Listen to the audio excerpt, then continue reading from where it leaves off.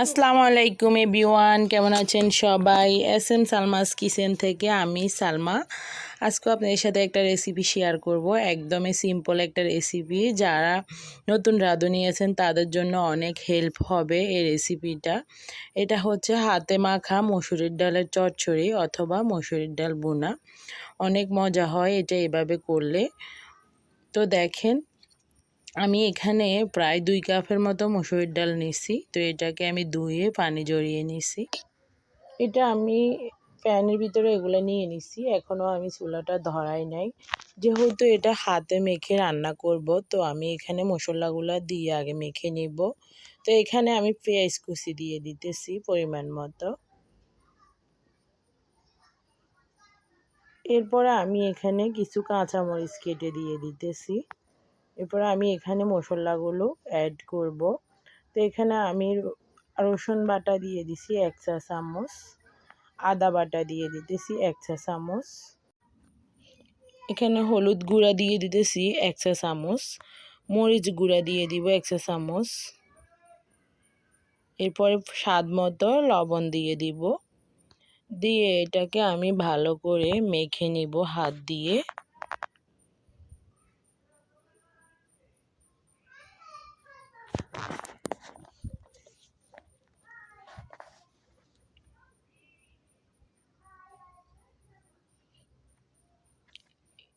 এটা আমার মেখে নেওয়া শেষ। এখানে আমি 2 কাপ পানি দিয়ে দিব, পরে আরও ইউজ করব লাগলে। তো 2 কাপ পানি দিয়ে এটাকে নেড়ে ছেড়ে মিক্স করে নিব। এরপরে ঢাকনা দিয়ে আমি প্রায় 5-6 মিনিট এটাকে কুক করে নিব। 5 মিনিট পর ঢাকনাটা উঠিয়ে আবার এটাকে নেড়ে ছেড়ে দিব। আবার এটাকে নেড়ে ছেড়ে 5-6 মিনিট আবার রান্না করে নিব।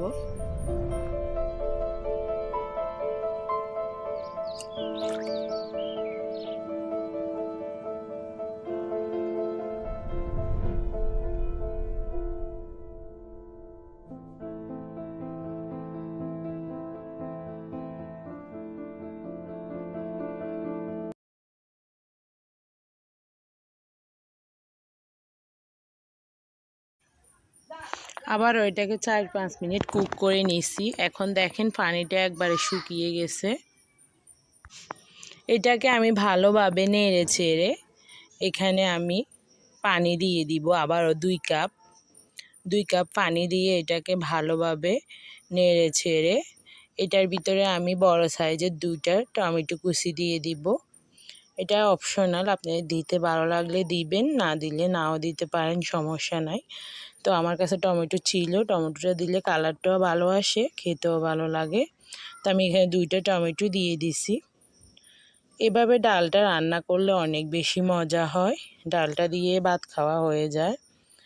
তো আপনারা কে কোথা থেকে আমার ভিডিওটি দেখছেন অবশ্যই একটা কমেন্ট করে জানাবেন। আর যারা আমার চ্যানেলটা এখনও সাবস্ক্রাইব করেন নাই তারা প্লিজ একটা সাবস্ক্রাইব করে দিবেন। আর যারা সাবস্ক্রাইব করে ফেলছেন তাদেরকে অসংখ্য ধন্যবাদ। এখানে আমি ডালের জন্য স্পেশাল একটা বাগার তৈরি করে নিতে, এখানে 1 চা চামচ দিয়ে দিছি জিরা, আর দিয়ে দিছি কিছুটা পেঁয়াজ কুচি, 2টা রসুন কুচি করে, এরপরে দিয়ে দিছি 3টা শুকনা মরিচ। এটা দিলে ফ্লেভারটা অনেক ভালো আসবে। আর এটা যেহেতু আমি কষিয়ে রান্না করি নাই, তাই এটার বাগারটা হচ্ছে মেন। এটা হচ্ছে স্বাদটা বেশি করে আনবে, এই বাগারটা অনেক বেশি মজা হবে বাগারটা দিলে। তো এগুলো বাগার করা নেওয়া শেষ। এখন আমি ডালটার ভিতরে দিয়ে দিব, ডালটাও হয়ে গেছে। এখন শুধু বাগারটা দিব, এরপরে এটাকে নামিয়ে নিব।